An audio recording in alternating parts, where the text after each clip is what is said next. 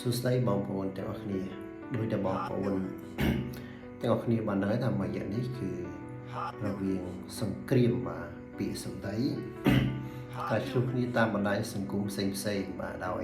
កម្ពុជានិងថៃបាទនេះគឺថៃគឺធ្វើវិធីសាស្ត្របាទគ្រប់បែបយ៉ាងដើម្បីបោកបញ្ឆោតបាននៅពួកអន្តរជាតិផ្សេងឲ្យមានការយល់ច្រឡំថាជនជាតិខ្មែរគឺជាជនជាតិអាក្រក់យកខ្នងអីផ្សេងអញ្ចឹងទៅដោយមូលហេតុនៃការកើតឡើងនៃបាទសង្គ្រាមបាទឬក៏ទំនាស់នេះគឺដោយសារតែបាទជនជាតិថៃតែហ៊ានថៃបាញ់សម្រាប់ជនជាតិខ្មែរហើយគាត់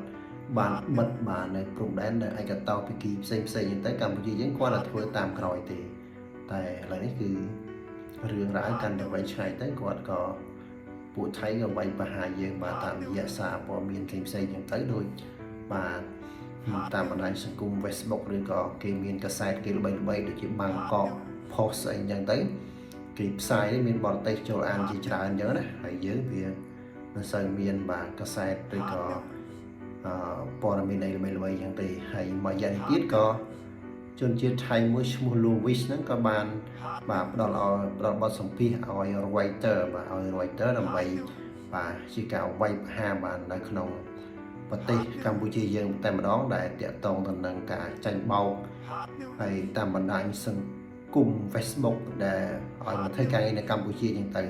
គឺគាត់នឹងចាញ់បោកពួកថៃបាទថៃគ្នាគាត់ហើយពួកថៃហ្នឹងបោកគាត់យកមកធ្វើការងារនៅកម្ពុជាបាទកម្ពុជាជាកន្លែងដែលពួកថៃនឹងបើកជាមួយនឹងពួកហើយ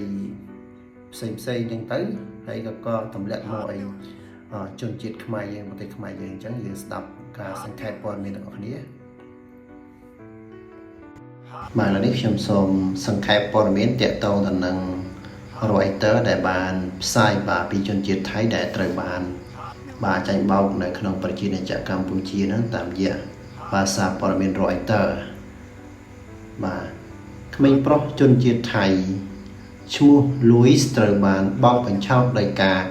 ផ្ដល់ការងារល្បីតាម Facebook នៅពេលមានអាយុ17ឆ្នាំហើយត្រូវបានជួញដូរទៅកាន់ប្រទេសកម្ពុជាដើម្បីធ្វើការងារធ្វើក្លែងបោកប្រាស់តាមអ៊ីនធឺណិត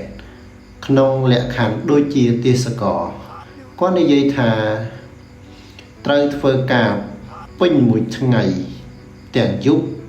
មានការបំពានដោយការប្រើអំពើហិង្សាហើយប្រើអាវុធអគ្គិសនីលើកម្មករដែលមិនគោរពតាមកូតាបន្ទាប់ពីមួយឆ្នាំនៃការរងគ្រោះ Louis បានសម្រេចចិត្តរត់គេចខ្លួនលោតចេញពីបង្អួចបាននៅជាន់ទី18ដែលបណ្ដាលឲ្យគេរងរបួសធ្ងន់បន្ទាប់មកគេត្រូវបានយកទៅស្រុកថៃវិញ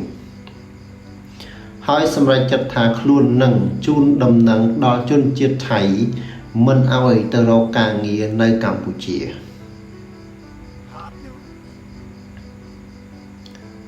សម្រាប់សុវត្ថិភាពរបស់អ្នកអាចនឹងមិនត្រឡប់មកវិញបានទេអង្គការអន្តរជាតិ Amnesty International បានរាយការណ៍ថាមានមជ្ឈមណ្ឌលបោកប្រាស់យ៉ាងហោចណាស់